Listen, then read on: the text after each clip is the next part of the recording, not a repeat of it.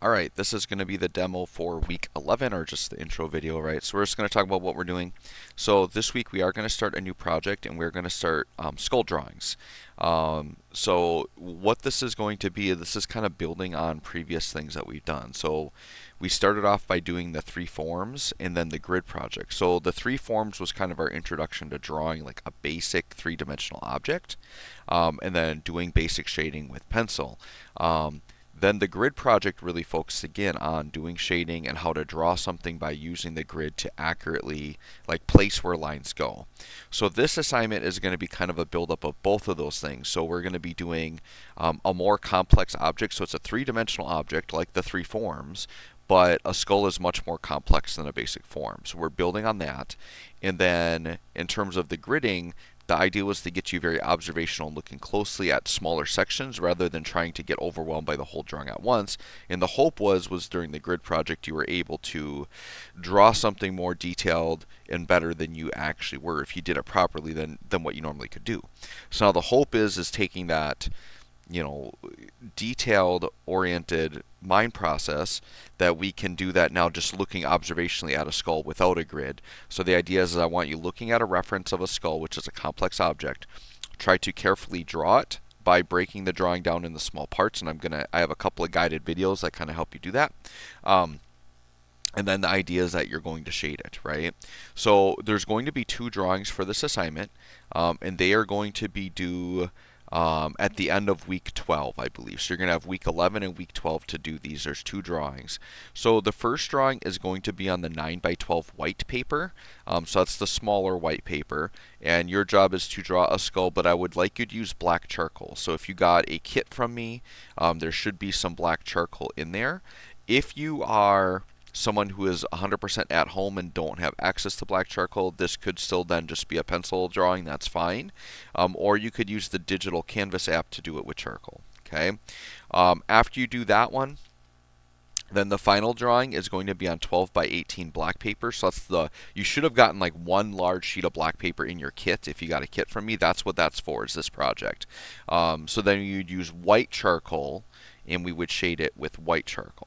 Okay, so what I want to do first is just show you some examples, and then I'm just going to show you some things. So right here in basically the announcements, I have links to everything you need for the project, right? It's also in the content tab. But if we go to the instructions here, this kind of outlines what I want you to do. I just kind of explained that. But this first drawing here, this would be an example of just like a basic black charcoal drawing. But this is my expectation, right? Like this is a student drawing that I'm showing you right here. So I know everybody's at different drawing levels, but the idea is you should be aiming for this amount of detail. So even if your drawing level isn't at this level, I still want you to attempt this much detail, right? Just because you might think that you're not as skilled as a drawer doesn't mean you should draw something in like 5 minutes, like super fast, and not even try. Like I need to see the effort put in. Like I will appreciate the effort even if you maybe don't feel like you can draw it as good as this one. So notice that this has very detailed shading throughout the whole thing, and maybe a little bit of shading in the background to help the skull pop out. This is ideally what I would like to see.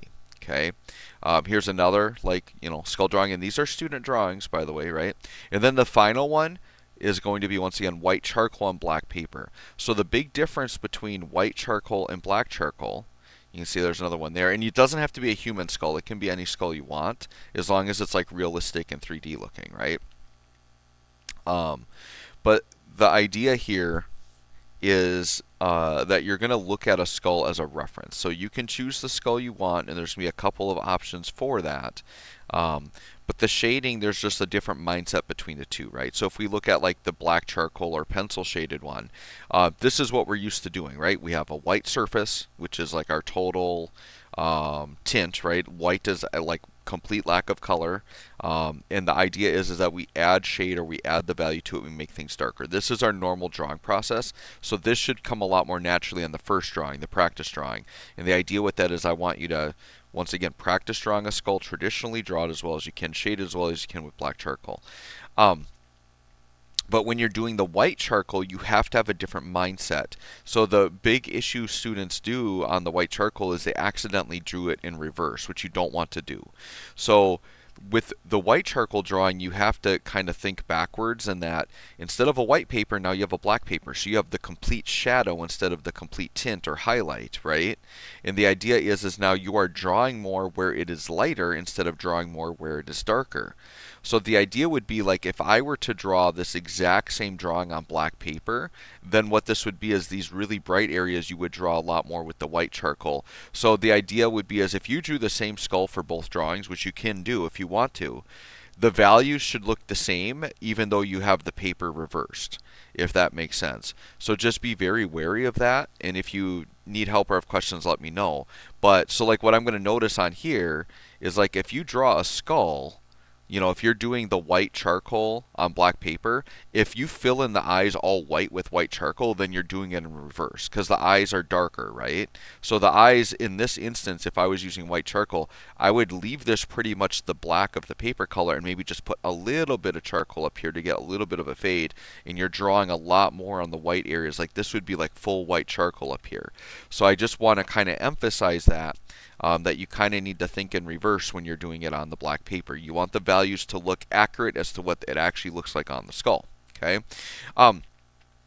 So I do have, in terms of your reference, you have a few options. So here I have a link to some photos, and these are photos I took in the classroom of some skulls I have here in the room.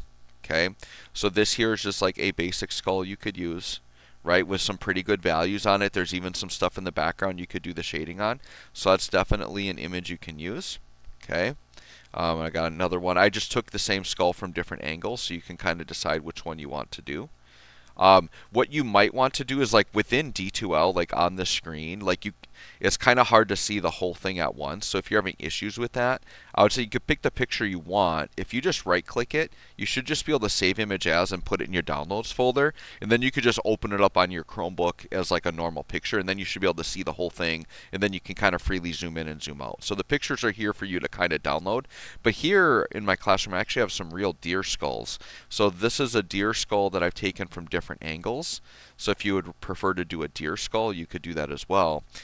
Your other option is to like go on Google and just find your own skull that you'd want to do. If you want to do a fantasy skull like a dragon or something like that, or if you want to find like dinosaur, I'm fine with any of it. It just needs to be something that's like realistic and you needs to have value so that you can see it. So if you look up a skull online, don't just do like a pencil outline of one or like an outline. Like you want something that's already shaded so that you can see the values. So try to just find like a realistic photo. And it's also better to not work from somebody else's drawing because their drawing could have imperfections even if it looks really good. I want you to look at like a real image of something, right?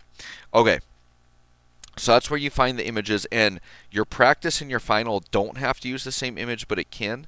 That's going to be totally up to you. Now, I have two really important videos here that you can watch. This first video is what I just recorded for my in-person drawing class. So this is me doing a demo of just my process of how I would draw a skull. The second video is a YouTube video just done by another artist, but they show how to just draw a basic skull from a front view. So if you decide to like watch and follow this video would like have the reference for you within it. So you wouldn't have to look at another picture of a skull. You could, if you just follow this video step by step, you'll just draw the skull from the video. So that could be an option if you want to do that. The one thing I want to make sure you're not confused about, because I had somebody in my in-person drawing class get confused by this. When you start the video, they're doing like an intro where like the lady's introducing herself or whatever, but in the background it shows her skull process like super fast. And what it is that's just an intro, like previewing what you will be doing. My student in person thought that she was supposed to like pause it and like try to figure out all those steps, and it was going like super fast. Don't do that. Like the first 20 seconds is just like a quick little intro, and then most of the video she literally goes slow and just shows you step by step, and then you follow that way. So if you want to do the step-by-step video to draw the skull, I would do the second video here. This first one I would want everyone just to watch in general, just to see my process for like an observational drawing. Okay, so then when you are done with the white paper drawing, that's just the practice one. You turn that in here. That is due November 13th, which I believe is like, what is that, next Wednesday? Or that's next Wednesday. And then the final one is actually due on the 22nd. So actually, you've got like a little bit more time. Yeah, so you have the rest of this week, and then you've got Or sorry, no, this is just 2 weeks. Sorry, because I'm recording this the week before, so I'm getting myself confused. So yes, the day you are watching this, so you should be watching this on November 11th. So this is due in like 3 days. So the practice drawing you have until Wednesday, and then the final drawing you'd have the rest of this week, and then the following week to finish. So you're going to get a whole week without any new assignments to kind of finish that, and then you do need to do an artist reflection on the final black paper drawing. So make sure if you're confused or have any questions, please email me, come to my room. If you need anything, I am here to help you out. But it's one thing, to struggle in a class and not say anything, and it's another thing to actually try and get help. So there are several students that I haven't heard a peep from all semester. I've even reached out to some people. I've been tagging people for wins. There's some people, though, that I just haven't seen or heard from at all, and I've emailed some parents. So I'm trying, right? But it's a two-way street. I need you guys to help. If you want to actually pass this class, like, you're all capable of doing it, but you have to put in the effort. And if you're confused, I can't help you if you don't let me know that you need that help. You need to reach out to me. You have to be receptive. So please, I am open to helping you, but you gotta, do your part as well. So hopefully you guys have a good week. And once again, any old assignments that you're missing, I mean, look through the announcements tab. It's all there. It all can be turned in for full credit. So try to do your best to get it in. Don't let it keep bottling up. Otherwise, you're going to get way too much. You're going to get too far behind. So hopefully you have a good week. And then once again, let me know if you have any questions.